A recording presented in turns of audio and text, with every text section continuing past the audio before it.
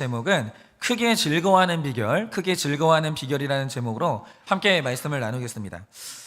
요즘은 건강을 생각해서 운동하시는 분들이 진짜 많죠. 근데 운동을 하는 것도 그냥 막 하는 게 아니고요. 헬스장을 가셔가지고 PT를 받고 과학적으로 운동하시는 분들 굉장히 많습니다. 근데 운동의 목적이 뭘까라고 생각하면 둘 중에 하나죠. 미용을 위해서 하거나 건강을 위해서 하거나 이제 둘 중에 하나죠.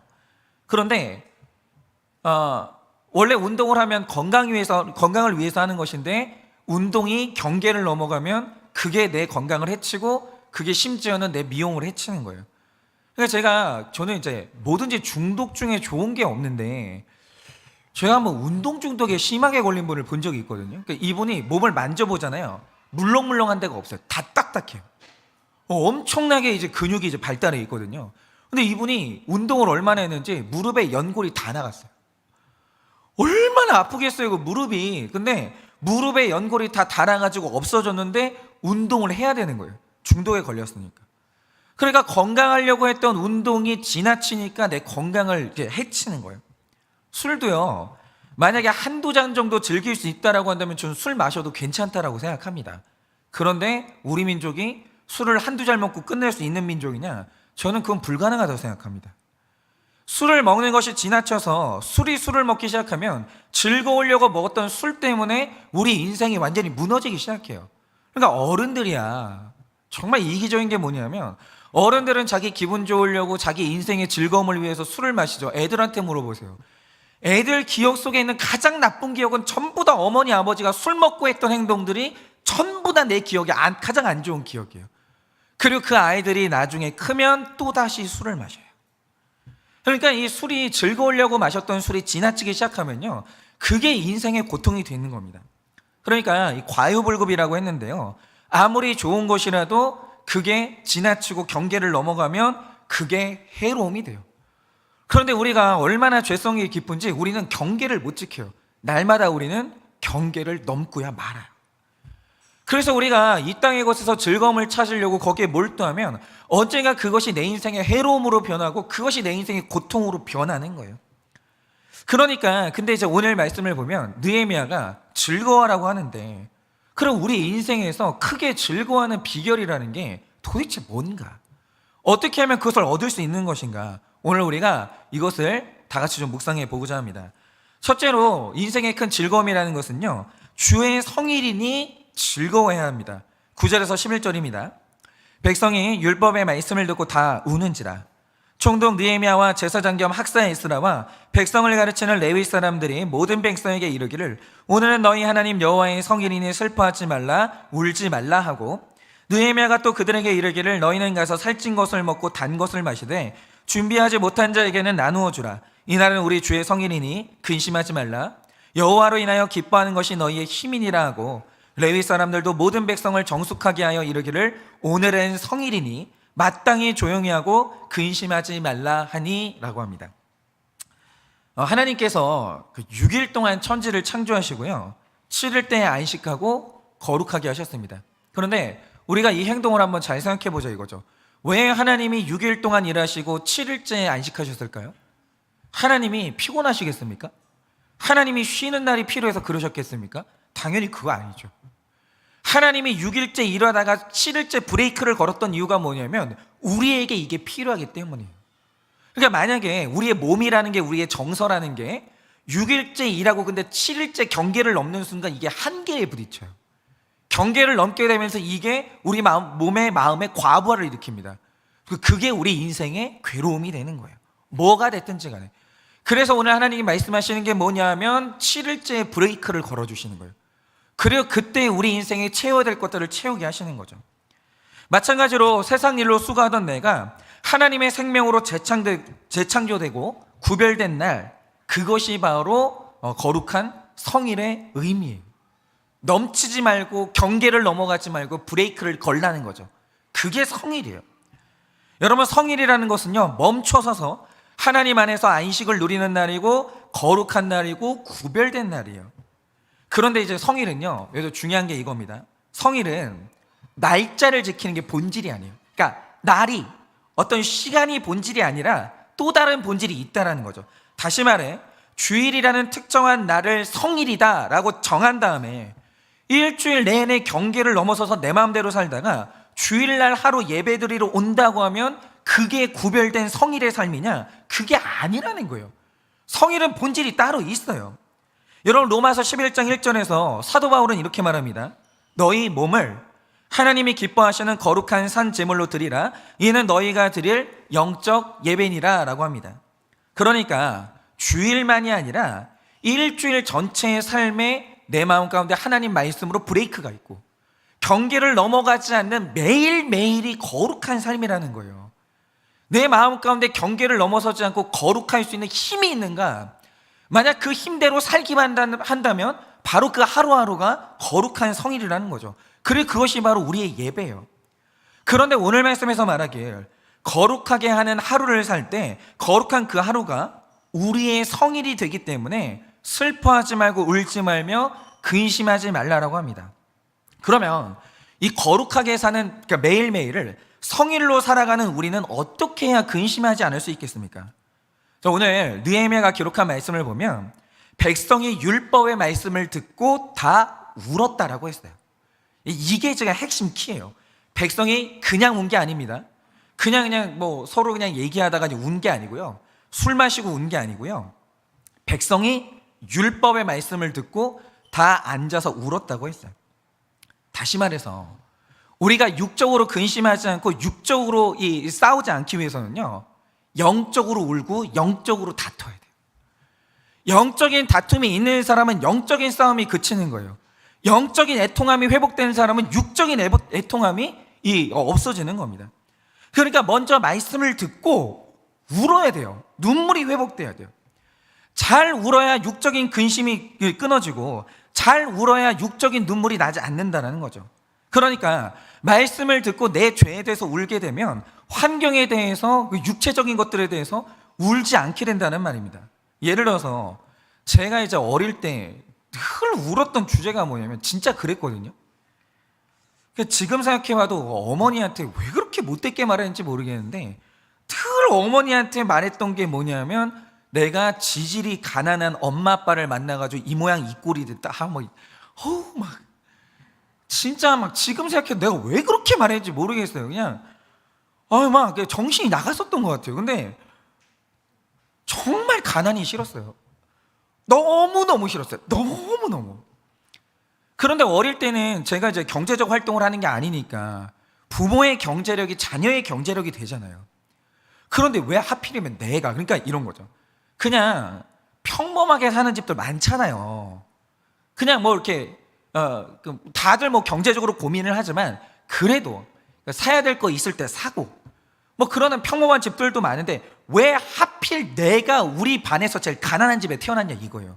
실제로 그랬거든요. 과장이 아니고 저희 이러면 되게 나이 많은 것처럼 느껴질 수 있는데 저 어릴 때 저희 반이 한 50명, 60명 이러면 그렇게 저 나이 많지는 않은데 어쨌든 저희 반이 어릴 때 이제 50명, 60명이었어요. 그러면 우리 집이 가장 가난한 밑에 5명 안에 드는 거예요. 우리 집이. 그게 억울해서 견딜 수가 없는 거예요. 왜? 왜 하필 나? 왜 하필 내가? 너무 억울한 거예요. 그런데 내가 이제 자라면서 구속사의 말씀을 듣게 됐죠.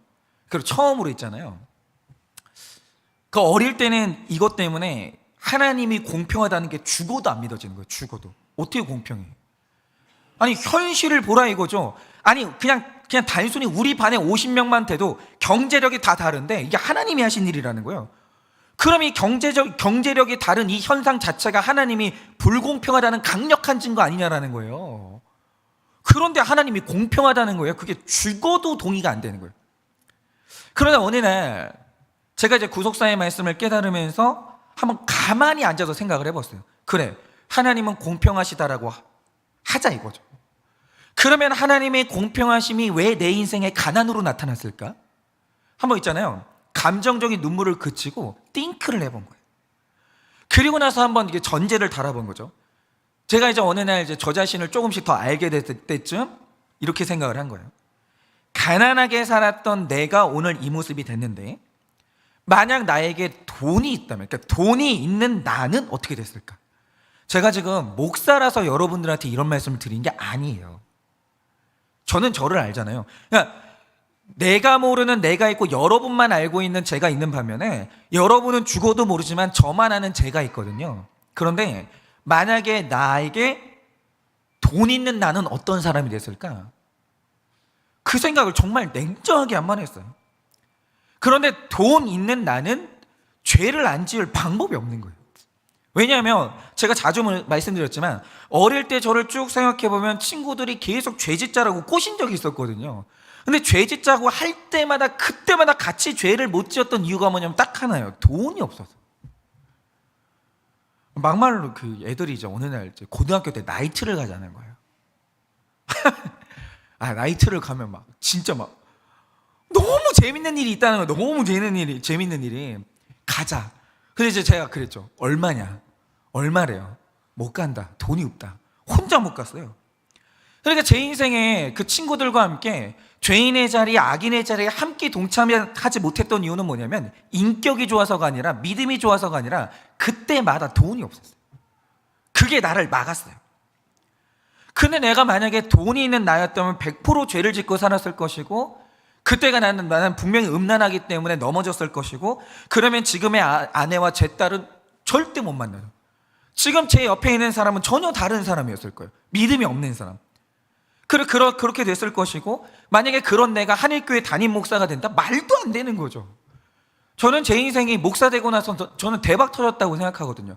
어떻게 저 같은 사람이 인정받고 이렇게 사랑받을 수 있겠어요? 이렇게 좋은 사람들하고 어떻게 교제를 나눌 수가 있겠어요? 불가능하거든요. 아니 제가 어떻게 이렇게 좋은 분들하고 그렇게 알고 지내면서 교제를 나눠요? 저는 그럴 수가 없거든요. 그러니까 돈이 없는 나는 오늘날 나를 이렇게 만들었는데 돈이 있는 나는 절대로 이렇게 안 되는 거예요. 어쨌든 간에 한일교회 담임 목사는 못 돼요. 그런데 그걸 깨닫고 하나님이 오르시다는 게 인정이 돼서 회개의 눈물을 흘리니까 환경이 억울해서 나오는 눈물이 사라지더라고요. 그러나 여러분 이렇게 내 죄라는 건 모든 것을 해석하게 하는 만능 열쇠가 내 죄에 대한 고백이거든요.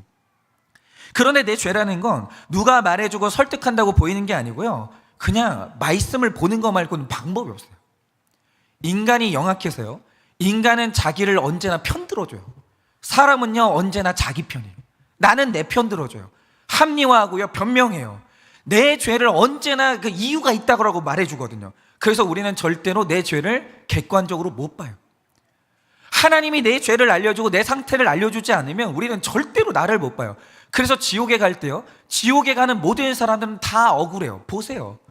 지옥에 갈 때 그래 나는 지옥 갈만 하지 가겠습니다 라는 사람은 애초에 지옥을 안 가요.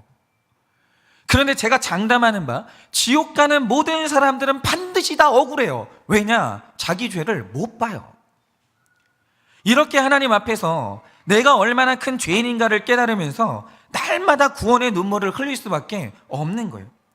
그래서 사도 바울의 인생을 보면요 고백이 달라지는데 고백이 어떻게 달라지냐면 재밌어요. 처음에 사도 바울이 자기를 소개할 때는요 사도 중에서 가장 작은 자라고 했어요. 이게 여러분은 겸손 같으세요? 아니요. 사도 중에 가장 작은 자라는 고백 속에 아직도 해결되지 않은 사도 바울의 교만이 있는 거예요. 왜냐?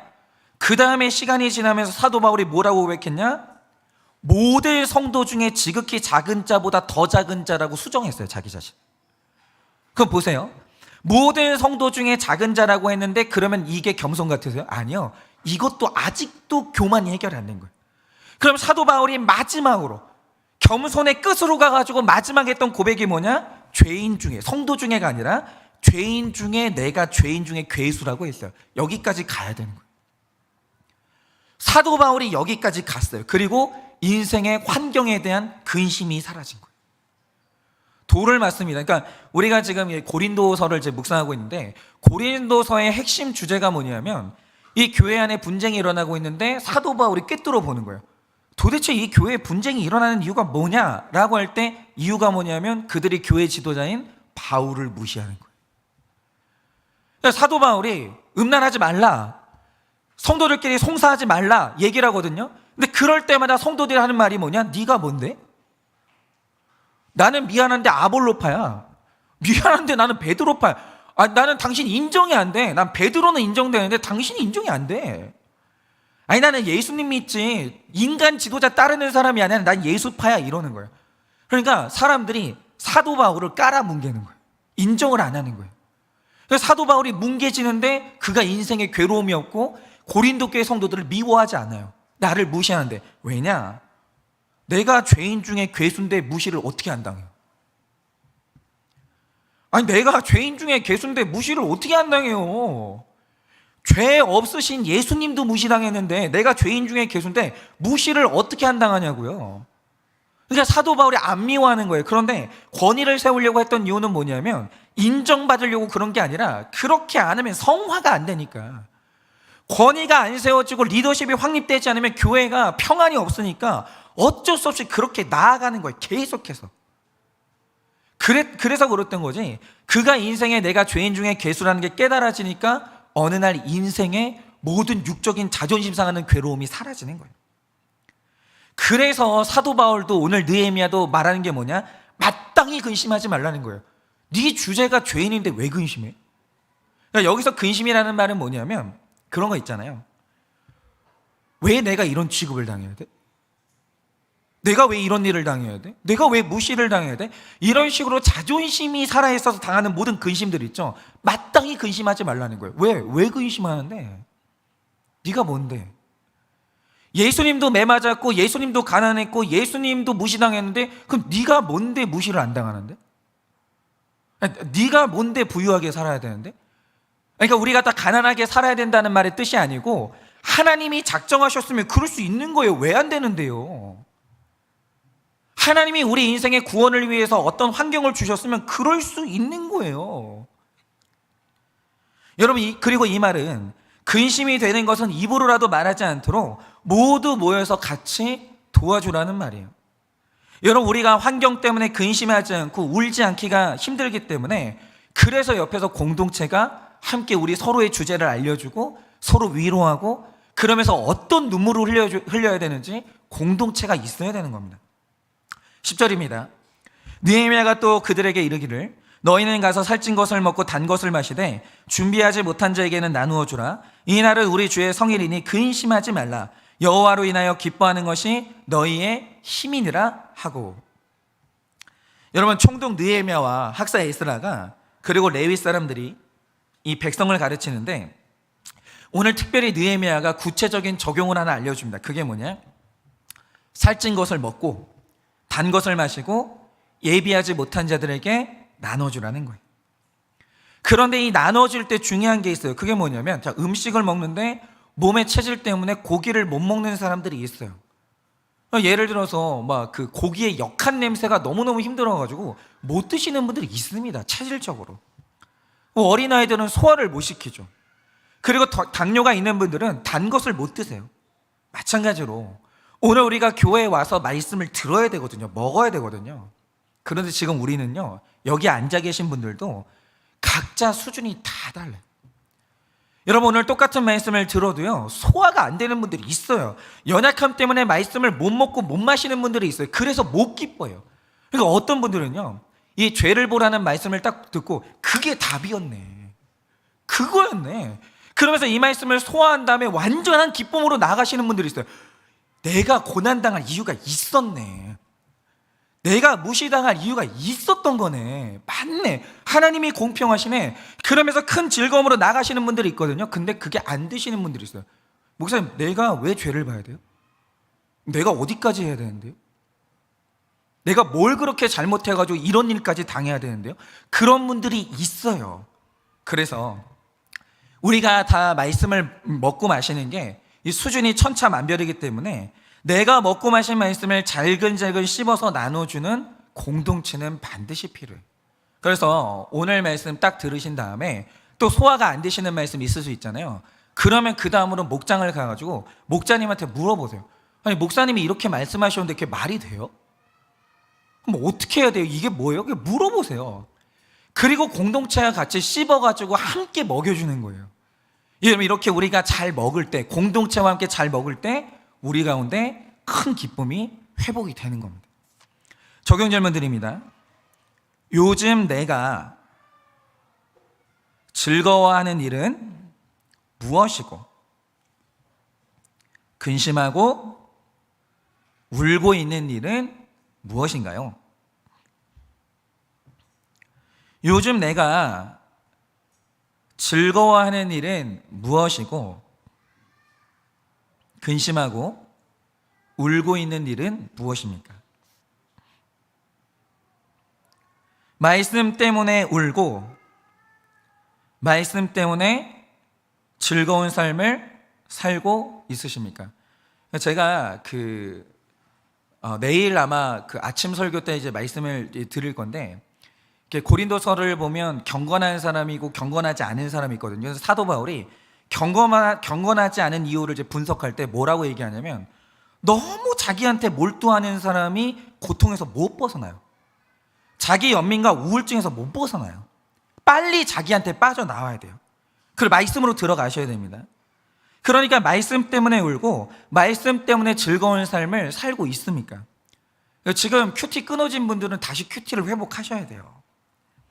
말씀뿐 아니라 육적인 것도 함께 먹고 마시고 나눠야 할 사람은 누구일까요? 말씀뿐 아니라 육적인 것도 함께 먹고 마시고 나눠야 할 사람은 누구일까요? 진짜 가끔 제가 부탁을 드리는데, 이게 목장에서 진짜 잘 드시기를 바랍니다. 먹을 거 서로 좀 신경 써주시면 좋겠어요. 왜냐하면 입이 열려야 마음이 열리기 때문에 잘 드시면 좋겠습니다. 그러니까 저희 교회에서는 토요일마다 우리 전사님들하고 제일 중요한 회의가 열려요. 굉장히 큰 고민을 가지고 사실 저희가 회의를 하는데, 토요일마다 하는 제일 근심이 되고 힘든 회의가 뭐냐면 뭘 먹을까? 이게 정말 중요한 회의거든요. 먹는 문제 중요합니다. 둘째로 말씀을 밝히 할 때 즐거워집니다. 12절입니다. 모든 백성이 곧 가서 먹고 마시며 나누어 주고 크게 즐거워하니 이는 그들이 읽어 들려준 말을 밝히 알미라 라고 합니다. 여러분, 미국의 신학생들은요, 다 한 번씩 접해야 되는 목회자들과 학자들이 있거든요. 그 중에는 이제 제임스 패커 같은 분들도 있고, 또 이제 마틴 로이드 존스 같은 분들도 있는데, 굉장히 유명한 설교자 중에 제임스 보이스라는 분이 있어요. 근데 이분이 말씀하신 게 뭐냐면, 성경을 보다가 이제 말씀하신 게 뭐냐면, 그냥 목사는 제발 다른 것 좀 하지 말고 말씀을 풀어가지고 그것을 전달할 때 바로 거기에 부흥이 온다라고 했습니다. 그러니까 성경을 잘 풀어서 전하는 사역에 하나님이 거기에 복 줄 수밖에 없고, 역사 속에서 이와 같은 말씀의 역사가 있을 때 부흥과 개혁이 있다라고 했어요. 그러니까 이 목장의 부흥이라는 것은 뭐냐면, 그냥 막 있잖아요, 만담하고 막 같이 볼링 치고 막 까르르 웃고, 볼링 치지 말라는 말은 아니에요. 볼링 치세요. 그거 하는 게 본질이 아니고, 치열하게 여기는 게 말씀을 푸는 거예요. 말씀을. 그게 제일 중요해요. 그래서 말씀을 밝히 알 때 곧 가서 먹고 마시고 나누어 주면서 순종하게 되는 거예요. 말씀을 밝히 알아야 그 다음 스텝이 되는 거예요. 또한 자기 것을 나누어 주는 느헤미야의 삶이 있었기 때문에 백성들이 들은 즉시 곧 가서 먹고 마시고 나누어 주면서 크게 즐거워했습니다.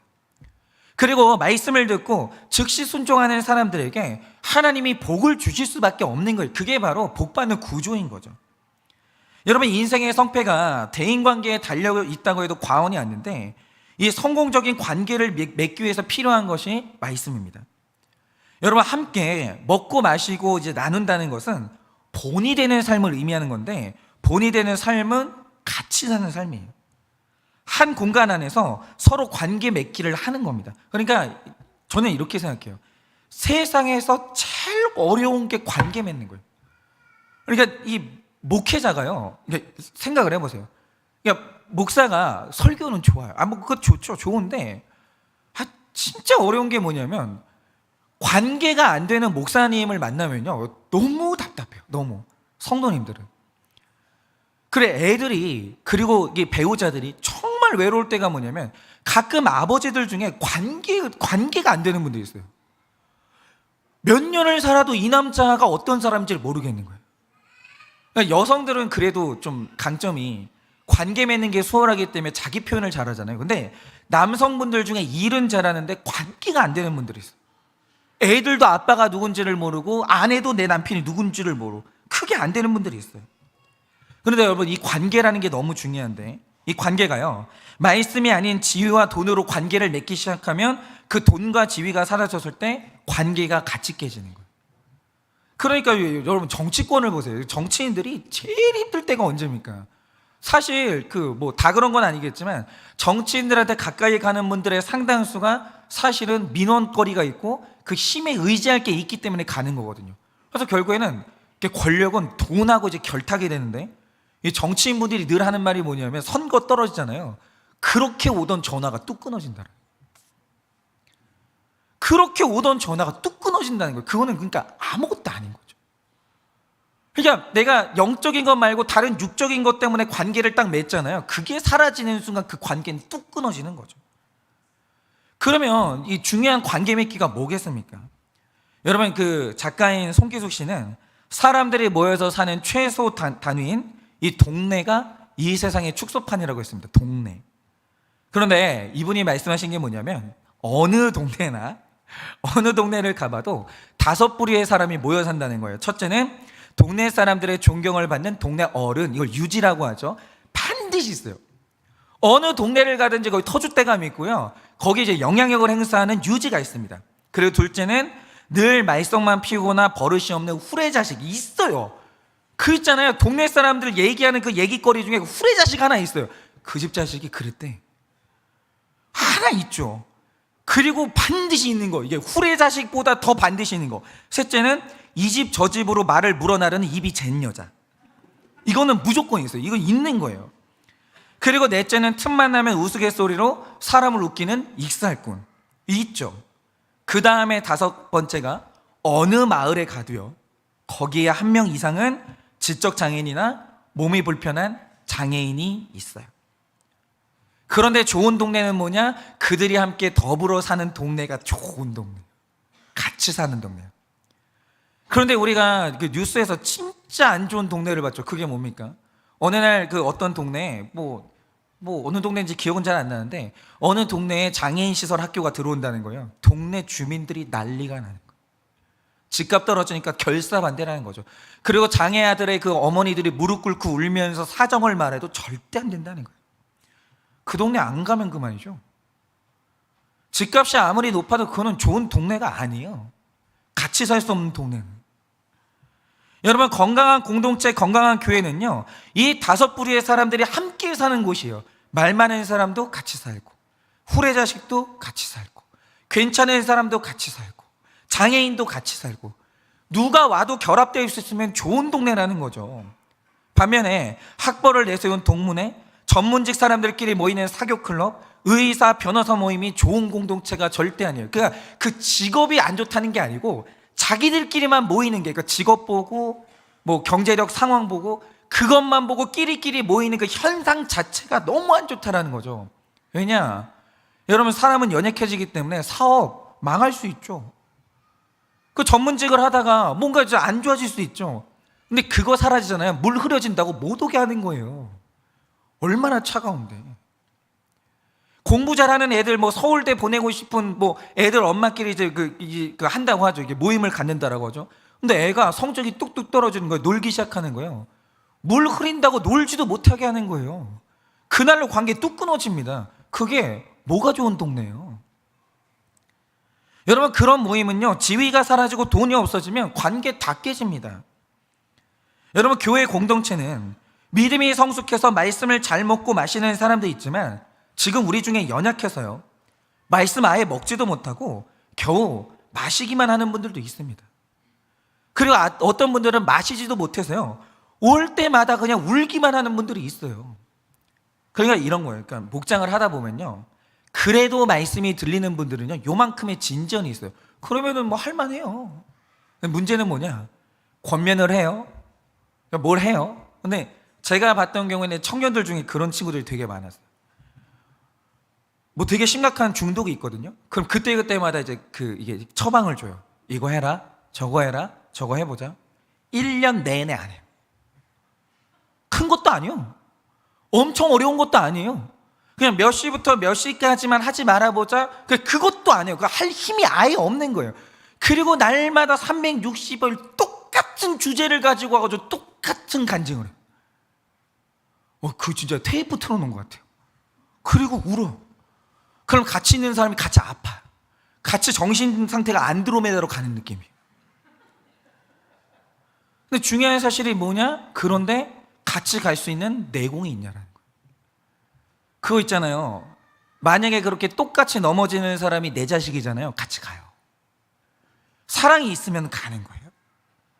그런데 그런 사람들이 모여서 서로 먹고 마시고 나눠줄 수 있는 모임이 건강한 모임인데 그걸 동네라고 부르거든요. 그분은. 그래서 이거 읽다가 우리도 그냥 목장 말고 동네라고 할까?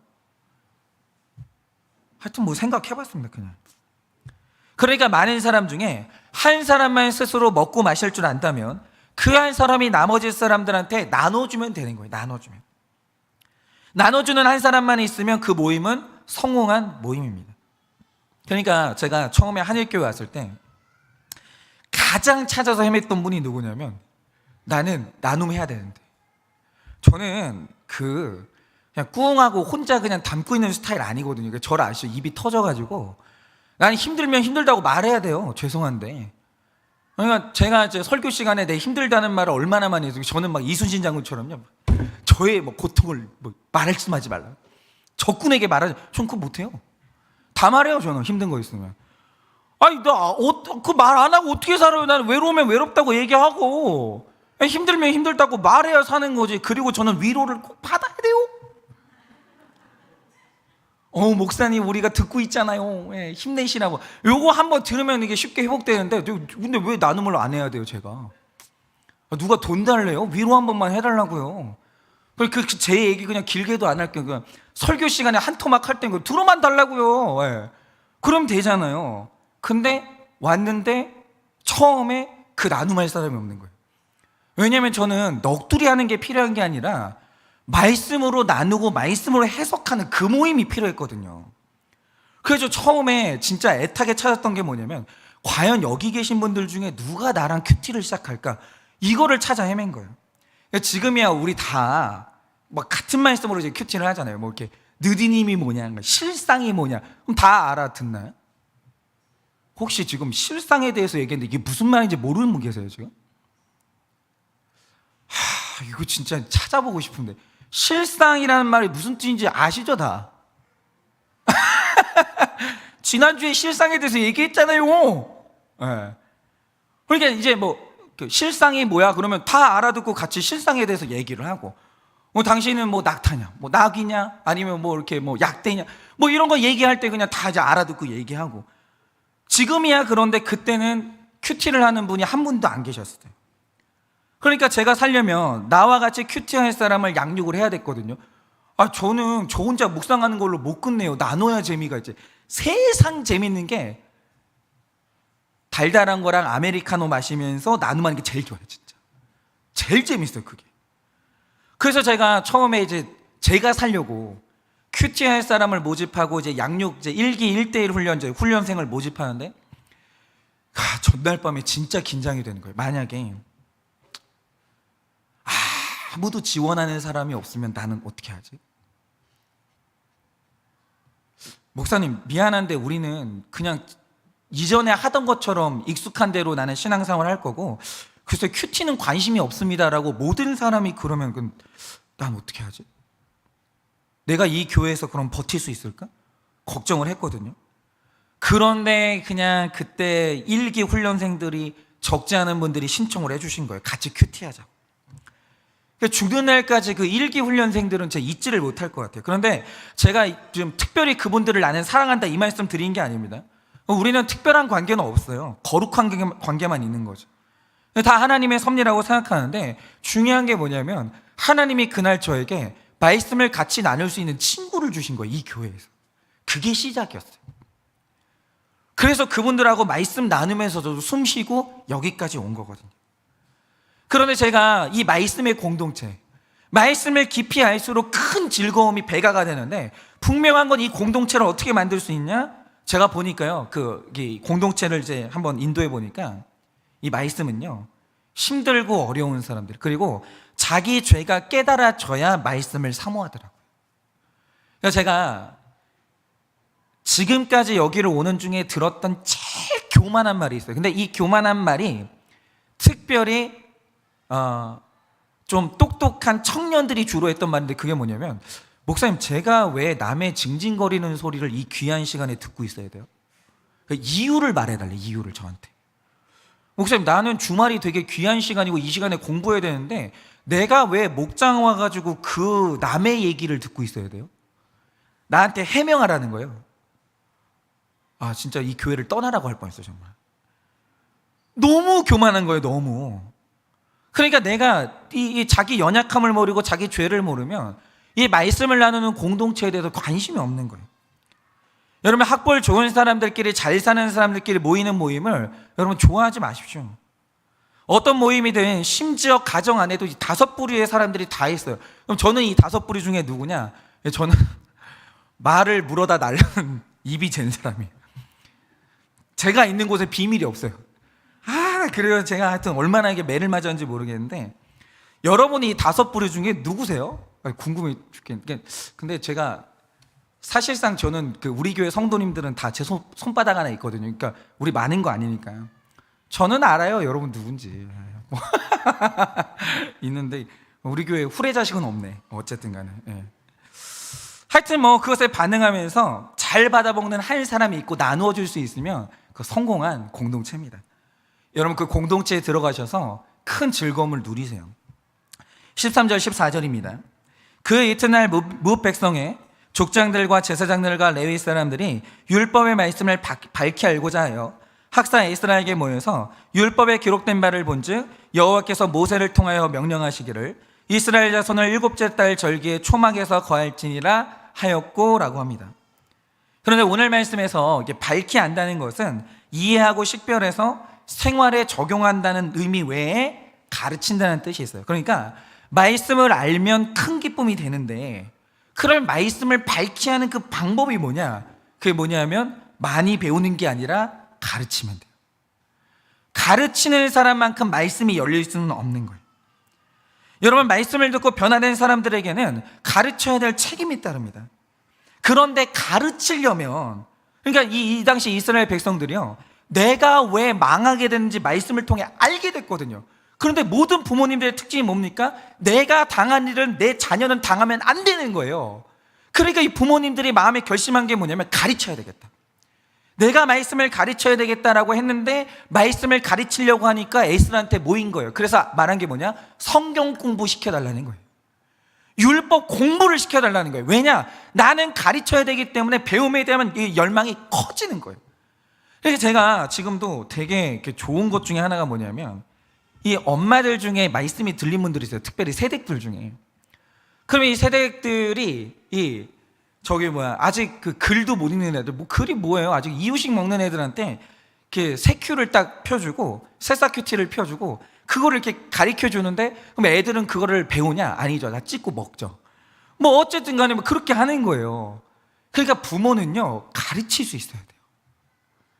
그런데 아이들이 만날 수 있는 사람 중에 정말 이게 불행한 게 뭐냐면, 가르치지 못하는 부모님을 만나면 그 아이들 인생이 있잖아요, 고난을 당하는 수밖에 없어요. 그래서 제가 얼마 전에 한 굉장히 금융으로 유명한 성공하신 사업가를 이제 이야기를 들었는데, 그분이 인생에서 제일 존경하는 사람이 어머니예요. 그러니까 어머니인데 왜 존경하냐? 이 어머니는 가르침이 있는 분인데 특이한 게 뭐냐면, 이 집도 가난했죠. 그런데 아들은 서울에서 공부하고 어머니는 시골에 있는데 특이한 게 1년치 생활비를 한꺼번에 줬대요. 그리고 나서 한 게 뭐냐? 1년치 생활비를 한꺼번에 줄 테니까 이걸 어떻게 쪼개 쓸지 네가 계획해라. 그리고 빵꾸 나면 그 다음부터 어디가 빵꾸 난지 연구하고 그 다음에 네가 벌어서 메꿔라. 이렇게 한 거예요. 그리고 1년치를 딱 주는 거예요. 그리고 아예 입을 딱 씻는 거예요. 그러니까 이 어머니가 얼마나 연구했겠어요. 내 아들이 정결하게, 그런데 아껴서 살려면 1년에 얼마가 필요할 것이고, 이거 가르쳤을 거 아니에요. 연구했을 거 아니에요. 그리고 나서 그거를 힘들게 벌어가지고 보내주고, 그 다음에 얼마나 애가 타겠어요. 아니, 내 아들이 구멍이 나면 얼마나 고생하겠어요. 근데 그 모든 것들을 마음을 딱 끊어버리고 내 아들의 미래를 위해서 가장 인생의 중요한 가르침을 위해서 그 관심을 딱 끊어버린. 그리고 나서 어떻게 됐냐? 이 아들이 훗날 금융회사의 회장이 되는 거예요. 이런 어머니, 이런 부모, 이런 가르쳐주는 사람을 만나면 인생에 대박이 나는 거예요. 그런데 이 가르치려면, 가르치는 사람이 되려면 반드시 있어야 되는 게 뭐냐? 내가 배워야 되는 거예요. 그러니까 이런 거죠. 우리 중에서 말씀을 가장 많이 배우는 사람이 누구냐? 목원들은 못 배워요. 목원들은 많이 듣죠. 많이 배우죠. 근데 못 배워요. 그럼 그 중에서 가장 많이 그 말씀이 열리는 사람이 누구냐? 가르치는 목자예요. 왜냐? 가르치려면 집중해서 들을 수밖에 없고 연구할 수밖에 없고 계속해서 반복해서 들을 수밖에 없거든요. 그래서 목자 생활이 있잖아요. 한 2년만 해보세요. 그 다음에는 그냥 툭 치면 말씀이 나오는 거예요. 왜냐? 가르치는 사람만큼 잘 배울 수는 없어요. 가르치는 사람만큼 집중할 수는 없는 거예요. 그게 안 되는 거예요. 저도 마찬가지죠. 우리 교회에서 그럼 말씀을 제일 많이 하는 사람이 누구겠어요? 저죠. 왜겠습니까? 저는 일주일 내내 말씀을 공급해야 돼요. 안 할 수가 없어요. 그러면요, 말씀에 매달릴 수밖에 없어요. 고린도서를 지금 우리 가운데서 제일 많이 하는 사람은 저일 수밖에 없어요. 왜냐? 전 가르쳐야 되거든요. 하나님이 저로 하여금 이 자리에 서게 하신 이유는 뭐냐면 말씀을 밝히 열어주시려고, 그래서 양육받으라고 저를 가르치는 자리에 서게 하신 거예요. 그런데 말씀을 더 깊이 알고자 율법책을 보았더니 이제는 초막절을 지켜야 되는 사실이 발견되는 거예요. 그러니까 가르치는 사람은요, 발견해요. 배우는 사람이 발견하는 게 아니에요. 여러분, 배우기만 하는 사람은요, 성장의 한계가 있어요. 내가 이 성장의 한계를 딱 뚫고 그 이상으로 넘어가려면 그 다음에 뭐 해야 되냐? 가르치기 시작해요. 그래야 그 다음 스텝으로 넘어갈 수 있는 거예요. 그동안 안 보이던 말씀이 가르치려고 하니까 보이기 시작하는 거예요. 그런데 말씀이 보이기 시작했다는 것은 말씀에 순종하려는 마음이 생겼다는 겁니다. 그러니까 이들이 그동안에는요, 교회를 다녀도 초막절이 뭐고 뭐에 순종해야 될지 모르고 있다가 말씀을 깨닫고 순종할 마음이 생긴 거예요. 여러분, 그래서 제가 이제 9월달 추석 지나면 이제 양육교사 이제 그 모집을 할 텐데, 이 양육교사는 그 1대1 훈련을 받은 분들만 받는 거예요. 근데 양육교사 이제 제가 할 건데, 그 1대1 훈련을 받은 분들은 그냥 따로 모집을 안 할 거고 다 오세요. 그래서 가르칠 준비를 하세요. 잘 배웠죠? 그건 이제 거기까지가 끝이고, 내가 여기서 더 치고 올라가려면 가르치는 영역으로 들어가야 되는 거예요. 그래서 이제 가르치는 사람이 되기 위해서는 또 이제 그 양육교사를 해야 되니까 오세요. 오셔가지고 다 양육교사 수료하고 그 다음에는 이제 훈련하면은 다 이제 평신도들이 훈련을 하게 되는 거예요. 그러면 가르치는 사람과 배우는 사람이 같이 성장하는 거죠. 그렇게 우리 다 말씀의 큰 기쁨을 얻기 위해서 가르치는 자리, 그리고 함께 먹고 마시는 이 목장의 영역으로 나아가시면 좋겠습니다. 적용 질문 드립니다. 우리 교회와 구역 모임에 어떤 부류의 사람들이 모여 있습니까? 여러분이 진짜 이따가 죄송한데 그 여자 목장에서는 주일 질문 안 드리기로 했거든요. 근데 요거 한번 짧게 단답형으로만 나눠보세요. 아까 말씀드린 동네 5부류 중에 여러분 누구예요? 동네 유지예요? 후레자식이에요? 말을 이렇게 물어다 나르는 사람이에요? 그 다음에 장애인이에요? 또 뭐였죠? 누구 있었지? 에? 뭐라고요? 재미있는 사람. 제가 몰라서 물어본 것 같죠? 아니에요. 말해요. 그 익살꾼. 이게 저기 분위기 메이커. 여러분 누구예요? 이거 하나만 좀 한번 한번 나눠보세요. 궁금해 죽겠네. 외적인 조건과 관계없이 지금 기억 안 나시죠 지금? 이따가 저희 목자님들은 오세요. 제가 다시 알려드릴 테니까. 요거 그냥 단답형으로만 나누세요. 그러니까 어떤 사람이냐고. 외적인 조건과 관계없이 서로가 먹고 마시며 나누어주는 모임입니까? 외적인 조건과 관계없이 서로가 먹고 마시며 나누어주는 모임입니까? 나에게 이득이 될 만한 사람만 찾아다니며 공허한 관계를 맺고 있습니까? 나에게 이득이 될 만한 사람만 찾아다니며 공허한 관계를 맺고 있습니까? 셋째로, 오늘이 마지막임을 알 때 즐거워집니다. 14절 15절입니다.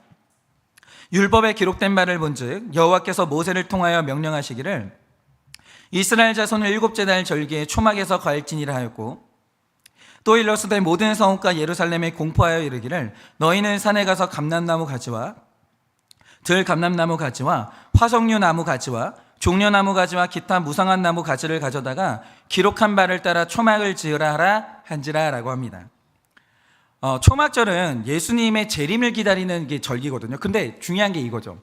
왜 예수님의 절기를 기록하는데 나뭇가지를 꺾어서 집을 만드는 초막절을 지키라고 하셨을까요?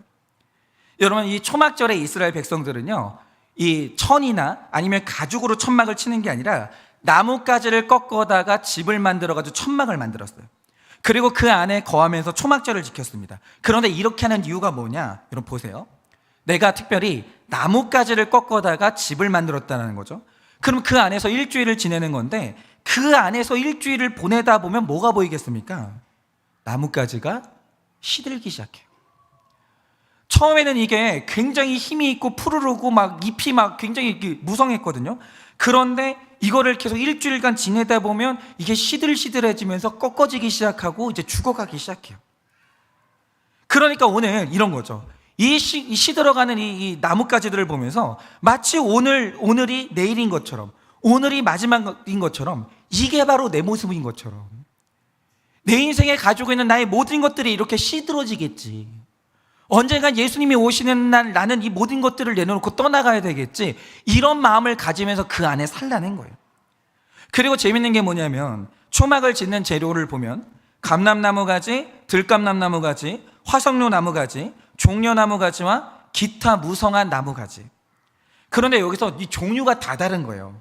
감람나무는 30년 이상 자라야 열매를 수확할 수 있는데, 들감람나무는 감람나무하고 비슷하지만 열매를 쓸 수가 없어요. 그리고 화석류나무는 정숙한 여성을 상징합니다. 그리고 종려나무는 잎이 무성한 나무인데 열매를 맺기까지 40년이 걸려요. 그리고 한번 서면 120년을 장수하는 좋은 나무죠. 그러니까 오늘 말씀을 보면요, 좋은 나무나 안 좋은 나무 모두가 다 초막절 재료로 쓰이는 거예요. 하나님 앞에 이렇게 쓰이는 거죠. 그러나 여기서 우리가 얻을 수 있는 교훈이 뭐냐면, 120년을 장수하는 나무라도 하나님이 부르시는 날 꺾여가지고 초막절 재료로 쓰여야 되거든요. 그러면 120년을 장수하는 나무라도 하나님이 불러서 꺾으시면 시들어버리는 거예요. 방법이 없어요. 그거를 일주일 내내 보는 거예요. 그 천막 안에서. 하나님이 꺾으시면 감람나무도 아무것도 아니에요. 아무것도. 여러분, 우리가 다 하나님의 은혜로 열매도 맺고 쓰임을 받는 것이지 내가 한 것은 아무것도 없습니다. 또 우리 중에 대단한 분들이 있거든요. 그런데 어느 날 하나님이 그 감람나무를 불러서 꺾어버리면 우리는 아무것도 아니에요. 그런데 이스라엘 백성들은 이 초막절에 날마다 그 초막절에 일주일 내내 그걸 묵상하는 거예요. 나는 아무것도 아니지. 하나님이 나를 불러서 꺾어버리면 나는 아무것도 아니지. 그러면서 하나님 안에서 세상 것으로 크게 즐거워하는 것이 아니라 하나님 안에서 크게 즐거워하는 것을 다시 다짐하는 거예요. 16절입니다. 백성이 이에 나가서 나뭇가지를 가져다가 혹은 지붕 위에 혹은 뜰 안에 혹은 하나님의 전뜰에 혹은 숨은 광장에 혹은 에브라임 문 광장에 초막을 짓대라고 합니다. 그러니까 초막을 짓는다는 것은 나의 마지막을 묵상하는 것인데, 이 나의 마지막을 어디서 언제 묵상해야 됩니까? 재미있는 게 뭐냐면요, 이 초막을 지을 장소가 대중이 없어요. 우리 집 지붕 위에도 짓고 뜰 안에도 지을 수 있고 하나님의 전뜰에도 지을 수 있고 숨은 광장, 에브라임 문 광장에 지을 수도 있는 거예요. 그러니까 어디 특정한데 멀리 광야에 가서 이 초막을 짓는 게 아니에요. 내가 사는 우리 집 위에 평평한 뜰에 숨은 광장과 에브라임 문 광장에, 그러니까 한마디로 이스라엘 이 전역에다가 다 이 초막을 지으라는 거예요. 어디 가도 천막을 볼 수 있게. 특별한 장소가 정해진 게 아니라 어느 곳이든 하나님이 인도를 기억하는 것이 그게 초막절의 의미라는 거죠. 그러니까 내가 어디를 가든지 날마다 나의 마지막을 기념하면서 하나님의 은혜를 기억하고 있으면 그게 바로 초막절의 인생인 거예요. 그리고 특별히 오늘 말씀을 보시면요, 에브라임 문 광장에 이 초막을 지으라 라는 말이 나오는데, 에브라임이 누굽니까? 요셉의 아들인데 그가 장자의 축복을 받은 특별한 아들이에요. 그러니까 금수저 물고 태어났고요, 요셉이면 총리잖아요. 찬란한 그 집의 장자권을 받은 빛나는 아들이에요. 그런데 중요한 게 뭐냐면 이 아들도 꺾이니까요, 에브라임 지파에서 여로보암이 나와서 악한 북이스라엘의 조상이 되는 거예요. 누구도 상관이 없는 거예요. 여러분, 목사도 하나님이 꺾으시잖아요. 신앙 넘어지는 거 구원 못 받아요. 누구라도 그래요. 제가 요즘에 얼마나 기가 막힌 얘기를 들었는지 아십니까? 여러분, 우리가 이렇게 막 그러잖아요. 그 신천지 이만희 씨의 강의를 들어보면 발음도 안 좋아, 진짜 얼굴도 무슨 뭐 엘리트적인 뭐 얼굴 뭐 그런 게 하나도 없어. 그러니까 우리는 딱 보고 있으면 아니 저런 말에 왜 넘어갈까 싶잖아요. 근데 여러분이 거기에 안 넘어가는 건 하나님의 어마어마한 은혜인 거예요. 제가 요즘에 얼마나 기막힌 얘기를 듣냐면요, 목사님들 중에 신천지로 개종하는 분들이 있어요. 그리고 심지어는요, 사모님이 신천지 교인인데 남편 목사님이 그걸 몰라요. 그 목사님이 강단에서 열심히 이제 그 설교하고, 그 다음에 이제 사모님이 소그룹 인도를 하잖아요. 그러면 그 소그룹 인도를 하면서 한 명씩 하면 신천지로 빼가는 거예요. 혹시 제가 신천지 교인이 아닐까요? 조심하세요. 어느 날 이만희가 올 수 있어요, 여기에. 그러니까 이런 거죠, 여러분. 이게 있잖아요, 아무리 아름답고 찬란한 에브라임이라도요, 목사라도 뭐 권사님이라도 장로님이라도 오늘 하나님이 꺾으시면 북이스라엘의 수괴가 되는 거예요. 우리는 아무것도 아니에요. 오늘 우리가 이 자리에 앉아서 건강한 말씀을 듣고 신앙생활을 지키고 있는 것은요, 전적인 하나님의 은혜인 거예요. 여러분, 이스라엘을 분열시키고 금송아지를 섬기고 예수님이 오실 유다 족속을 괴롭혔습니다. 그런 에브라임 문 광장에 초막을 짓게 하시는 것은 대단한 요셉의 후손이라 할지라도 하나님이 꺾으시면 어쩔 수가 없다라는 거예요. 우리는 아무것도 아니에요. 그런데 오늘도 이런 우리 주제를 잊고 또 자존심이 높아지니까 인생이 괴로워지기 시작하는 거죠. 그런데 또 그럼에도 불구하고 하나님이 에브라임 문 광장을 또 사용하시는 거예요. 그러면 그렇게 넘어졌던 사람이라도 우리는 품으면 되는 거예요. 그러니까 내가 요셉의 후손이라도 자랑할 것도 없고 부족해도 하나님께서 쓰실 것이기 때문에 넘어졌어도 아무 상관없어요. 아무 상관. 누구도 넘어질 수 있고요, 넘어졌던 사람들 하나님이 다시 붙드시면 누구나 쓰임받아요. 누구도 위축될 거 하나도 없어요. 그러니까 우리가 어떤 사람이 이렇게 막 영적으로 좀 잘 서 있다? 교만하지 마세요. 하나님의 은혜인 거예요. 근데 어떤 사람이 너무 심각하게 넘어졌다, 정죄하지 마세요. 그럴 수 있죠. 하나님이 그 사람한테 겸손을 가르치려고 잠깐 꺾으시면 그럴 수 있죠. 뭐 어때요? 여러분, 우리 교회는요, 어떤 사연도 다 소화할 수 있어야 돼요. 그리고 어떤 사람이 어떤 심각한 죄를 짓는다 할지라도 그건 내 모습인 거예요. 잠깐 하나님이 작정한 바가 있어서 그 사람 넘어지게 한 것이고, 오늘은 내가 하나님의 은혜로 서 있는 것 뿐이에요. 그것을 기억하는 것, 그것이 바로 초막절 신앙이에요. 17절입니다. 사로잡혔다가 돌아온 회중이 다 초막을 짓고 그 안에 거하니 눈의 아들 여호수아 때로부터 그날까지 이스라엘 자손이 이같이 행한 일이 없었으므로 이에 크게 기뻐하며 라고 했습니다. 그렇죠. 이 세상에서 내가 이 초막절의 의미를 깨닫고 이 세상 것을 내려놓고 내 마음 가운데도 교만이 내려놔지니까 크게 기뻐함이 회복이 되는 거예요. 공동체가 좋아지는 거죠. 여러분, 크게 즐거워했다는 말씀이 12절에 이어서 두 번째로 나옵니다. 12절에서는 백성이 먹고 마시고 나눠주면서 공동체 안에서 크게 즐거워했다고 하고요, 17절에서는 내 죽음을 깨닫게 되니까, 나는 시들어가는 아무것도 아닌 이 초막이라는 것이 깨달아지니까 크게 기뻐했다라는 말씀이 나옵니다. 여러분, 이 세상에서 즐거워할 일은 서로 먹고 마시고 나누어주는 말씀이 있는 공동체가 최고예요. 여러분, 그거보다 더 큰 기쁨은 없는 거예요.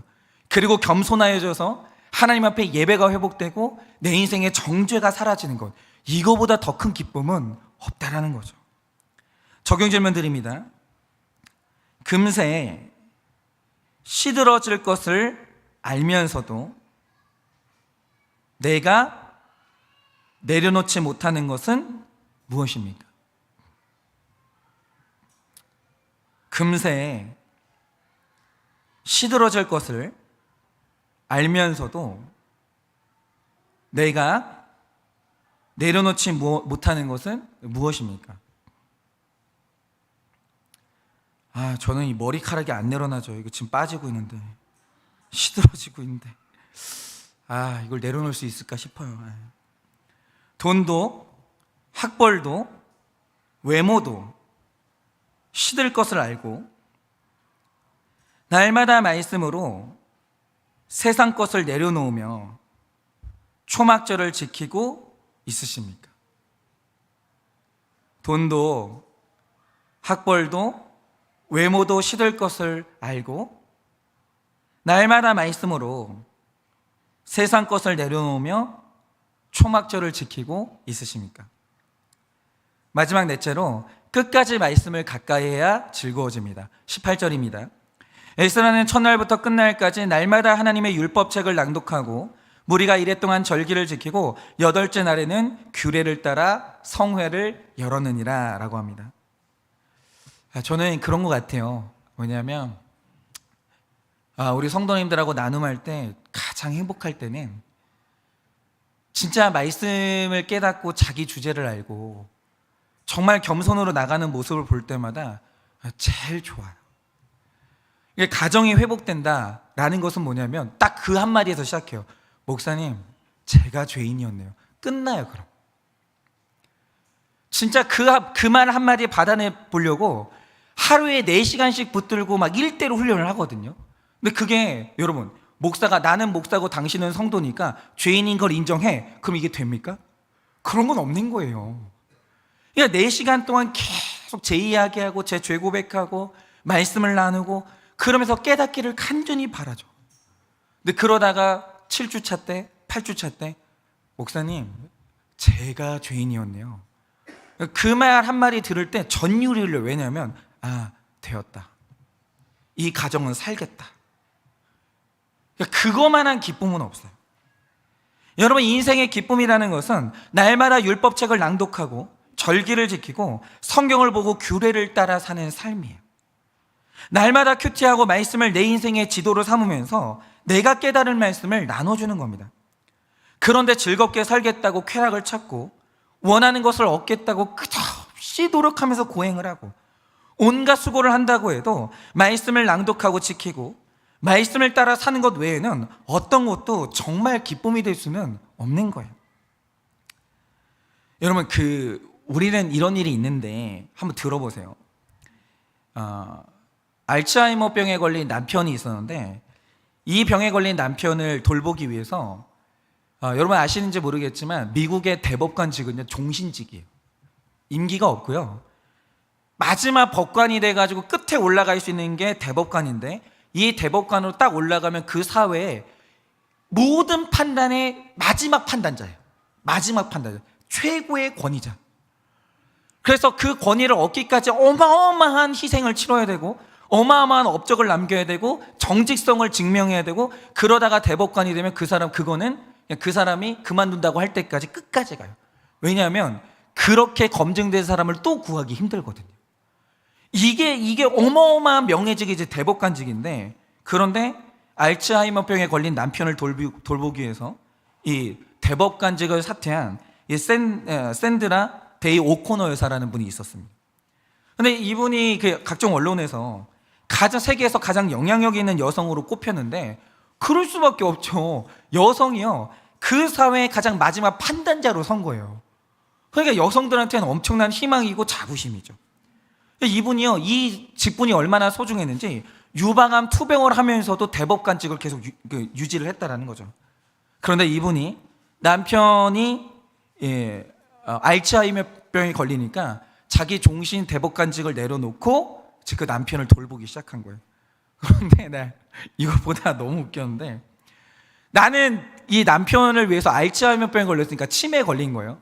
근데 이 남편을 너무 사랑해서 이 남편 돌보기 위해서 모든 걸 다 버렸는데 어느 날 이 존 코너 씨의 남편이 어떤 일이 생겼냐? 요양원에서 다른 여자친구를 사귀었어요.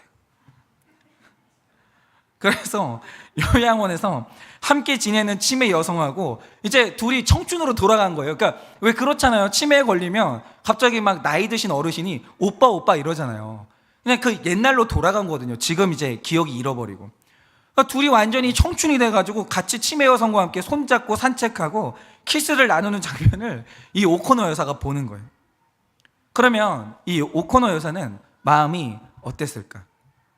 여러분, 이분은요, 남편과 사귀고 있는 여성을 질투하는 대신에 정서적 안정을 찾은 남편을 보면서 기뻐했다라는 거예요.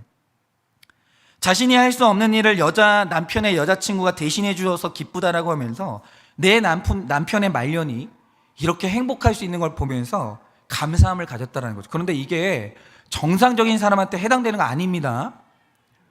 내 남편 정신 멀쩡한데 바람을 피우는데 뭐 행복해서 청춘을 찾는구나. 이거 이렇게 적용하시면 안 돼. 이게 적용이 아니에요. 정신 멀쩡한 분들은 죄고 이분들은 아픈 분들이라고요. 그리고 2009년에 이 샌드라 오코너 여사가 그 남편을 천국으로 보냈어요. 끝까지 섬기다가.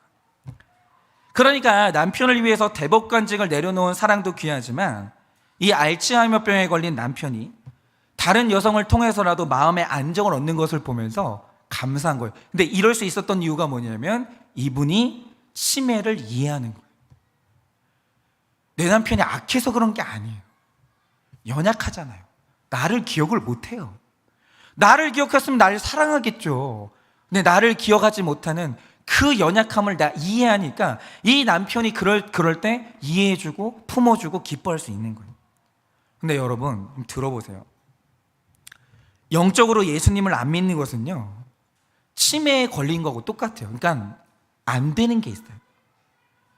여러분, 예수를 안 믿는 사람이, 예수를 모르는 사람이 그 안에 임박혀 있는, 여러분 그 음란을 끊어낼 수 있을 것 같으세요? 그게 된다라고 보세요? 여러분, 제가 이번에 이제 김훈 작가가 쓰신 그 하얼빈이라는 작품을 봤거든요. 근데 그 안중근 의사의 인생이 천주교하고 떼놓을 수가 없어요. 그러니까 예수님하고 떼놓을 수가 없는 거예요. 그러니까 거기에 이게 신부의 독백이 나오는데 신부가 뭐라고 하니까, 신부였나? 하여튼 거기에 이제 김훈 씨가 쓴 구절인데 그게 뭐냐? 인간의 몸에는 죄가 임박혀 있다는 거예요. 그러므로 인간이 임박혀 있는 나 자신의 죄를 제대로 볼 수 있냐? 못 봐요. 그리고 임박혀 있는 이 죄를 인간이 완전히 끊어낼 수 있냐? 그것은 불가능해요. 그러므로 그 인간이 나 혼자서 목장 없이 나 혼자서 이렇게 이 고해성사를 한다고 할 때 그 고해성사가 온전하지 않음을 아는 거예요. 왜냐하면 인간 안에는 죄가 내 몸의 일부이기 때문에 그 일부인 죄를 온전히 객관적으로 다 파악한다? 그건 불가능하다라는 거예요. 안 되는 거예요. 안 돼요. 예수도 모르고 공동체도 없고 말씀을 모르는데 내 죄를 온전히 보고 끊어낸다? 죄송한데 그건 안 돼요. 그건 치매하고 비슷한 거예요. 하나님을 몰라서 무엇이 죄인지 무엇이 기쁨인지를 모르는데 바람 피우고 술 마실 때 미워한다? 여러분, 그게 온당하지는 않은 거예요. 안 되는 거예요. 예수를 모르는 사람은. 그게 다소 비약은 있지만 샌드라 오코너 여사처럼 내가 못하는 일을 바람 피우는 상대가 대신해주고 있으니까 감사하다고 생각하면서 화낼 일이 없다는 거예요. 왜 그 연약함을 이해를 못하냐라는 거죠. 여러분, 생각을 해보세요. 아니, 예수도 없고 학대를 당했던 어린 사람이 폭력 성향이 있다라고 하죠. 여러분은 안 그렇게 될 자신이 있으세요? 안 되는 거예요. 여러분, 치매 환자가 실수한다고 소리 지르고 욕하고 싸우는 사람은 없는 거예요. 여러분, 우리 중에 어떤 초신자가 예수를 모르는 상태에서 엄청난 죄를 지었어요. 그리고 우리 교회 왔다라고 하죠. 어떻게 욕할 수 있어요? 안 되는 건데, 그거는 그분한테 그런 능력이 없는데 왜 우리가 품지 못하냐라는 거죠. 마찬가지로 예수님을 안 믿기 때문에 영적 치매 환자인 배우자와 가족이 헛된 즐거움을 찾을 수밖에 없는 거예요. 그건 인정을 해야 되는 거예요. 여러분, 이걸 품고 끝까지 말씀으로 나아갈 때 우리의 마음에 큰 기쁨을 잃지 않을 수 있다는 거죠. 여러분, 그것을 인정하고 어떤 배우자 가족이라도 끌어안기로 작정할 때 큰 기쁨이 회복이 되는 거예요. 여러분, 이제 사람 안에 있는 죄에 대해서 좀 관대해지세요. 그래도 되는 게 아니에요. 우린 일평생 죄와 싸워야 되죠. 그러나 누구나 넘어질 수 있어요.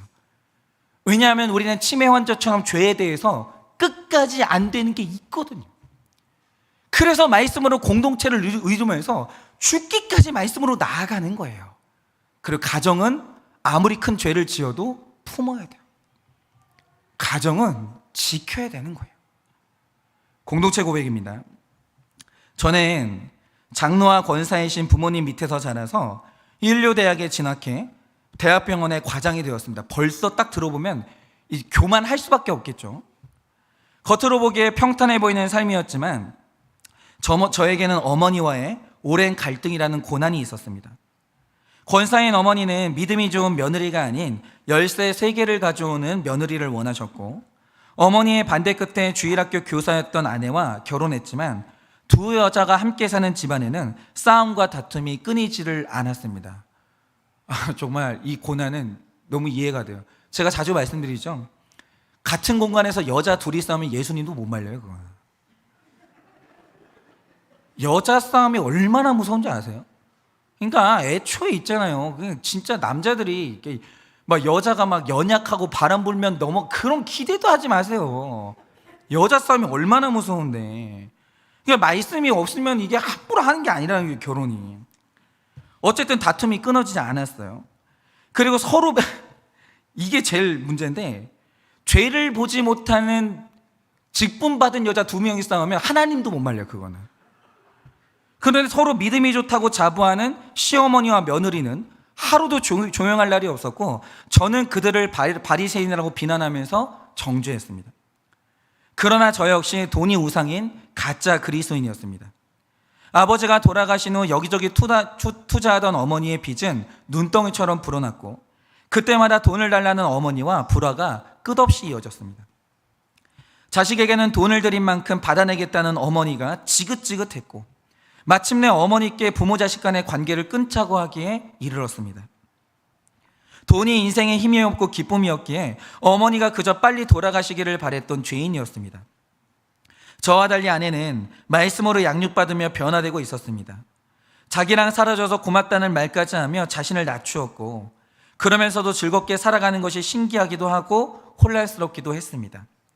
그러나 저 또한 1:1 훈련과 예비 목자 훈련을 받으며 말씀이 들리는 기쁨을 알게 되었습니다. 돈이 아니라 하나님의 말씀이 깨달아지는 것 때문에 크게 즐거운 삶을 경험했습니다. 그 즐거움을 맛보고 나니 어머니를 위해서 어머니의 마지막 재산인 쓸데없는 땅을 구입하기로 결단할 수 있었습니다. 그러니까 쓸데없는 땅을 산다라는 것은 부모님에게 돈을 그냥 내려놓은 거죠. 금세 사라질 돈을 내려놓으니 깨어진 저와 어머니의 관계도 다시 이어졌습니다. 그럼에도 눈물 한 방울 흘리지 않는 저였습니다. 여전히 이제 교만한 거죠. 그러던 어느 날 하나님께서 저의 죄를 직접 보여주셨습니다. 저에게는 2딸이 있는데 그 사이에 경제적인 이유로 낙태를 시킨 아이가 있었습니다. 10년이 넘는 세월 동안 잊고 살았는데 하나님께서 꿈에 그 아이를 만나게 해주셨습니다. 2딸과 닮았으면서도 슬픈 표정을 하고 언니와 동생에게 양보를 잘하는 착한 아이였습니다. 그런데 그 아이가 다가와서 아빠 목이 아파요 하면서 목의 상처를 보여줬는데 목과 가슴이 찢겨서 피가 나고 살이 다 드러나 있었습니다. 그제서야 이 아이가 예전에 낙태한 내 아이임을 깨달았고 놀라서 잠을 깬 후에 주체할 수 없는 눈물을 흘렸습니다. 잠시의 경제적인 여유를 위해서 제 자식을 죽인 죄인인 것을 한없이 회개하고 울었습니다. 평소에 돈 문제로 어머니를 정죄하던 제가 오히려 더 큰 죄인임을 깨닫게 해주신 사건이었습니다. 이제는 인생의 목적이 행복이 아니라 거룩이 되었기에 날마다의 삶을 주님의 성일로 지키며 살아가고 있습니다. 여전히 부족한 모습이 많지만 인간적인 행복이 아닌 거룩을 목적으로 하기에 말씀을 알아듣는 것이 기쁘고 힘이 됩니다. 하나님 안에서 한 마음으로 회복되어 하나님 때문에 크게 즐거워하는 우리 가정이 되기를 소망합니다 라고 하셨습니다. 제가 이 말씀을 들으면서도, 이 간증을 들으면서도 하나 확실히 깨달은 것이 뭐냐면, 우리가 우리 죄인된 주제를 모르면 우리는 일평생 사람 미워하는 마음이 끊어지지 않고요, 사람 무시하는 마음이 끊어질 수가 없어요. 교회를 다녀도 크게 기뻐할 수 없는 이유가 뭐겠습니까? 내가 내 주제를 몰라서 그런 거예요. 그런데 내가 내 주제를 알려면 공동체에 가서 날마다 말씀으로 양육을 받고, 이 공동체가 내 주제를 알려주지 않으면 우리는 알 방법이 없는 거예요. 그거는 안 됩니다. 그러니 크게 즐거워하려면 말씀으로 나아가되 나에게 나를 알려주는 공동체가 함께 있어야 되고, 그러므로 그 끝에서 내 주제를 알아야 돼요. 그러면 그 가운데서 하나님이 진정한 기쁨을 우리에게 회복시켜 준다라는 것이죠. 마지막 적용 질문 드립니다. 날마다 말씀을 읽고 지키며 말씀을 따라 살고 있으십니까? 날마다 말씀을 읽고 지키며 말씀을 따라 살고 있으십니까? 지금은 완전하게 순종할 수 없어도 끝날까지 말씀을 읽고 지키고 그대로 살고자 할 때 크게 즐거운 인생을 살게 하심을 믿습니까? 끝날까지 말씀을 읽고 지키고 그대로 살고자 할 때 크게 즐거운 인생을 살게 하심을 믿습니까? 이 시간에